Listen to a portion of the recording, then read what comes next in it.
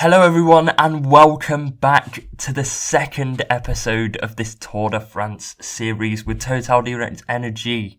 Today we are going into the first mountain stage of this tour and it's going to be an interesting one. We're going from Nice to Nice again and it should be an exciting stage.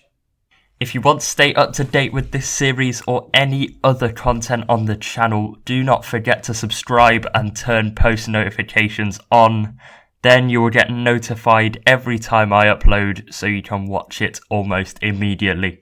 Before we begin, here is a quick recap of yesterday's episode, which was stage 1. If not, I'll make one myself, and there they go. On the right hand side, it's going to be Barbero that starts the move. And it's an EF rider that's followed. There's been movement as well behind. Dillier is going to catch us up and make 4 at the front. There he is for AG2R. Barbero wins it and takes the 2 points. Dillier in second with just the 1. Barbero won the sprint again with Dillier finishing second. Am I going to take it? It's a well-timed sprint, but I've been done by Visho on the line. And it's set second place. I'm going to try and get some points with Bonifacio, but it doesn't look like it's going to happen. I've launched my sprint too late, in fact, and I've been completely smashed by everyone. Once again, Barbero and Dillier make up the top 2, but this time Dillier wins it and takes the 2 points. But Barbero taking 1 point means he should be in polka dots by the end of today. Dillier attacks, and I just cannot keep up with him. I've run out of stamina. And Barbero lights up the sprint for the line. The winner is going to come from one of these breakaway riders. Barbero's pulling away now from Dillier. Barbero's surely won this. And he has. He lifts his arms high. So Barbero wins this stage with Dillier at 0 seconds behind him. However, with the time bonuses that Barbero gets, he will finish 4 seconds higher than Dillier in the overall standings. Langeveld third at 15 seconds down, but taking the 4 bonus seconds. Gaviria fourth, Viviani fifth, Ackermann 6th, and Nizzolo rounding out the top 7 with Cabrelli 8th, Damar 9th, Jakobsen 10th, and De Boist 11th. Bonifacio ended up finishing 12th for us, which isn't necessarily too bad of a result. He was in the top 15, and Petit was outside the top 20 in 27th. Manzin ended up finishing 170th at 1 minute and 5 seconds down, but that's expected from a breakaway. In the mountains classification, only Barbero and Dillier got points, but Barbero getting 5 and Dillier getting 4 means that Barbero takes the jersey. Jakobsen leads the young rider classification, but we don't really care about that as we've not got any riders that can challenge for it. In the team classification, NTT takes it and we are 12th at 25 seconds down. So as I was saying, this stage is from Nice to Nice. It's 192 kilometers long with 4 categorized climbs, 3 category 1s and a category 2. But the category 2 has some bonus seconds added onto it, so if we could get those, that would be great. Without further ado, let's discuss plans for the stage. Right, this hasn't gone well, has it? So, we've got Taramay who wants to be part of the breakaway, CALMEJANE who wants to be part of the breakaway, Hivet also wants to be part of the breakaway, and so does Simon. So, I don't know how we're going to do this. I think we're going to go CALMEJANE in the break to see what he's like. And if the peloton allow us to have 2 riders in the break, I will throw Simon in there as well. Hello and welcome to all. This second stage is already an important moment for the contenders for final victory. With 3 first category climbs, they'll have to show themselves. Otherwise, they'll start the tour with a crippling deficit. So away we go then. I have asked Simon to follow attacks, so hopefully he can get into a breakaway early on and I can join him. All I have to do is make my way to the front. No. Simon, you can stay back and I'll manually attack and go on my own. So off they go. I've completely missed acceleration at the head of the missed the time to peloton. follow, so I'm just going to go myself. Oh, is that Dillier following? He's second in GC, so I'm going to wait for the peloton to catch him, because they're definitely going to try and catch this attack up. So I am now in control of Bonifacio, preparing myself for the sprint. The group, including Dillier at the front, still hasn't been caught yet, so I have put Petit and Manzin on 110% relay so that we can catch them, or at least get close enough to overtake them in the sprint for the extra points. I've got to try and make my way to the front though. I should have really done this when I was at the front of the group, so I didn't waste energy, but that's the way it goes. So Manzin and Petit look to be tiring on attacking stamina, so I'll give them their red gel just now. And they should be back going again. I'll consume a feed. And attacking a little bit more to close the gap. Right, after a moment of concentration there, we are back and running again, this time on 100%, so I've learnt that they're not going to break away on 100% and form their own group. So this should be better. I don't know. Yeah, actually, they can go 110 because they're almost fully out of energy, so I might as well exploit them while they're there. So Manzin on 110, Petit sitting behind on 100. This looks like a decent sprint train at the moment. I'll go full out on the relay.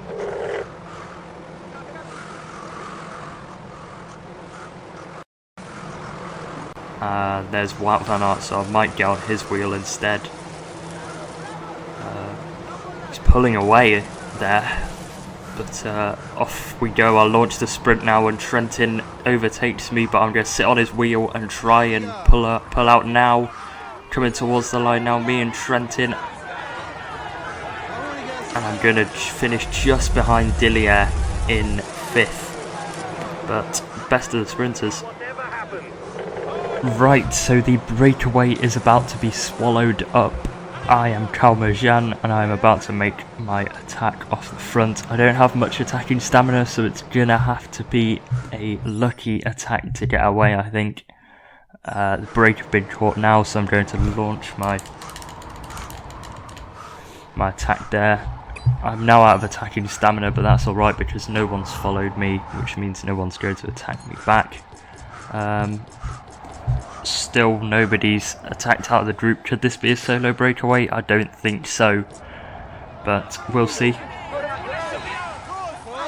There we go.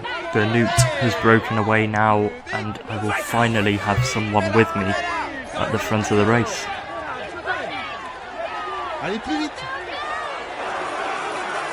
Well, we're about halfway through the climb, and I may have underestimated the abilities of Tish Benoot. He is absolutely smashing everyone to pieces right now. I'm joined by Kort Nielsen in the breakaway, but he seems to be struggling as well. I'm about to blow up because of Benoot. I'm having to take my gel, and I don't think I'll make it all the way to the top. We'll see how it goes, but Benoot, I've recently been in his races, and he is very, very good at climbing. I don't know why it might be like an overpowered stat or something, but he's very good, and he's just attacked away now with Kort Nielsen, proving that to me. And I've got nothing to come back with. Kort Nielsen has blown up, and I may be able to take second place over this mountain here. I'm past Kort Nielsen, so I should be able to take second place. Oh, no. Okay. He flew round my outside. The main difficulty of the day. And onto the descent we go. I will see you at the next mountain pass, hopefully. Hopefully with Benoot as well. And Kort Nielsen.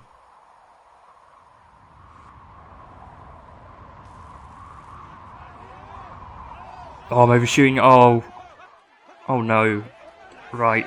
I'm really gonna have to struggle now because I've just clattered into the barriers. That's not gone very well. So suddenly this task of getting to Benoot and Kort Nielsen seems much harder. Right, we are very close to making the gap now. We're about to join up with Kort Nielsen and Benoot. It took a long, hard effort to get there, but we've done it. And a quick update, Benoot is still as good as ever. Kort Nielsen has been dropped, and we are absolute toast. Benoot was pushing on the front again. He wasn't even going too fast for his standards. But me and Kort Nielsen were finding it extremely hard to follow, and we're about to blow up, so we've got to conserve our energy. Benoot is just too good. Back towards Nice for the closing kilometres that harbour some short climbs that are conducive to attacks. Right, we're over the top of the climb now, and I've got to make it back to Benoot, but he's over 2.5 minutes in front now, and that's definitely not going to happen. Even if I make it back, I'll be dropped immediately and swallowed up by the peloton. So, wish me luck.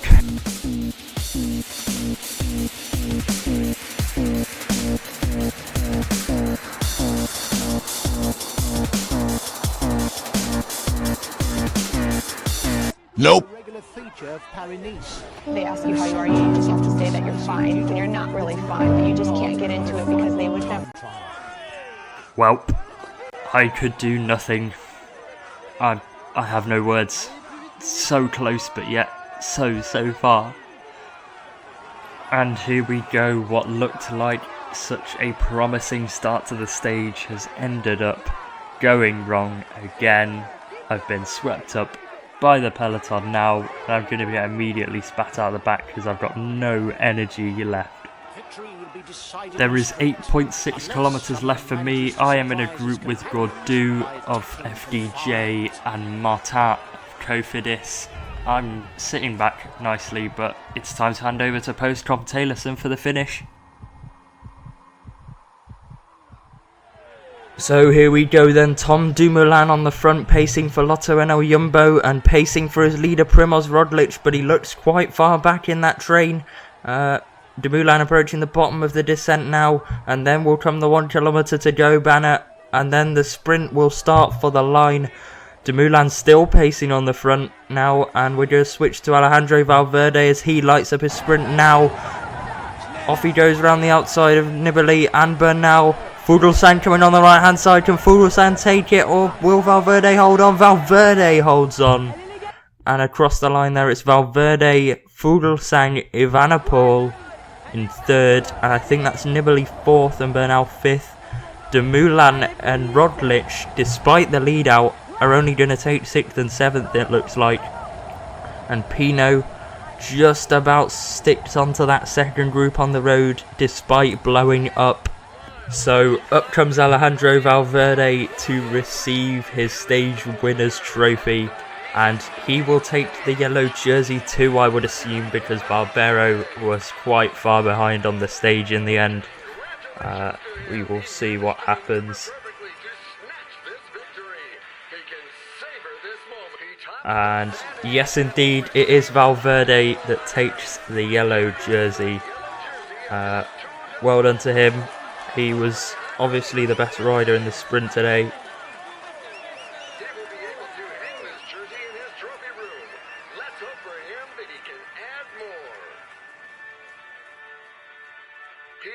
Barbero actually holds on to the green jersey, which is surprising to me.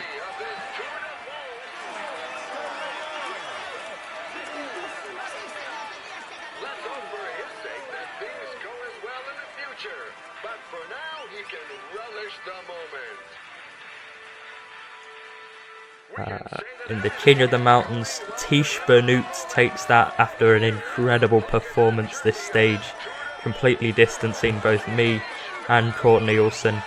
And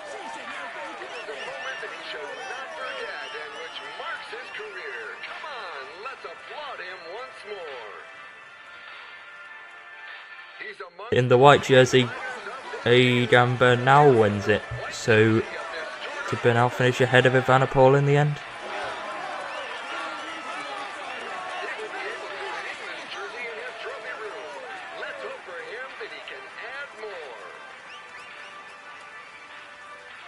We had no real ambitions for the classification of this stage. The least that can be said is, you didn't prove me wrong. I thought you'd come up with a different post-race speech today. The least that can be said is, you didn't prove me wrong. So Valverde wins the stage, beating out Fuglsang in a sprint for second. Nibali finishes third, with Evenepoel finishing ahead of Bernal, so I wonder why Bernal has the white jersey in fourth and fifth. Tom Dumoulin finishes sixth, Primož Roglic 7th, 8th is Nairo Quintana, 9th Rigoberto Urán, 10th Simon Yates, and 11th Thibaut Pinot. However, Roglic was the first over the top of the climb with the bonus seconds on it, followed by Urán, followed by Dumoulin, so seconds have to be factored in there. CALMEJANE could only finish 43rd in the stage, which isn't a great result, I agree. What surprised me was that the whole Ineos team, apart from Bernal, lost time on the leaders this stage, with Froome and Thomas losing around 50 seconds. Also, that first group of 5 that finished did manage to pull out a 5-second gap on the rest of that group. That could be very useful when it comes to the end of the tour. We managed to finish second in the best climber classification, 6 points behind Bernut. I thought it would be more, but there is a chance of getting the polka dot jersey with CALMEJANE at the end of the tour. And in the youth riders for today, it looks like it's going to be Evenepoel against Bernal, and they have clearly distanced Pogačar in third. So it's going to be a battle between those two for the white jersey, it looks like. And in the combativity classification for the stage, Bernut wins that, but we are also second. So in the overall classification, Valverde leads from 4 seconds from Fuglsang, 6 seconds from Nibali in third, and 7 seconds from Roglic in fourth. Then comes Bernal, Evenepoel and Urán in 5th, 6th and 7th on 10 seconds down. Dumoulin 8th at 13 seconds, Quintana 9th at 15 seconds, and so is Pinot and Yates in 10th and 11th.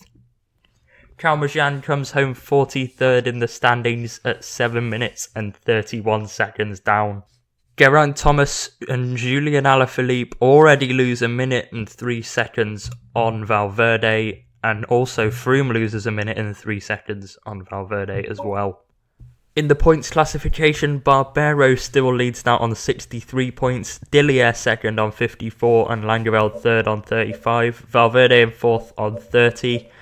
Bonifacio is in a respectable 13th position on 19 points at the moment. Hopefully that can improve as the tour goes on. Oh no, we've not gained that much stamina for the stage tomorrow. It might be an interesting one. Where are we heading tomorrow? That is a good question. Well, we're starting in Nice again, and we are heading out of Nice.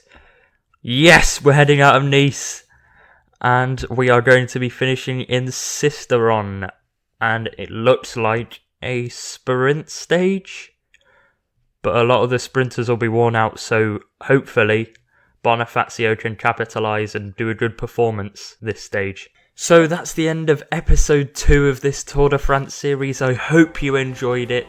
If so, be sure to leave a like and subscribe so you stay notified for future content. Also, turn on that notification bell if you want to stay properly notified. I shall hopefully see you in stage 3. Stay safe, enjoy yourselves, and goodbye.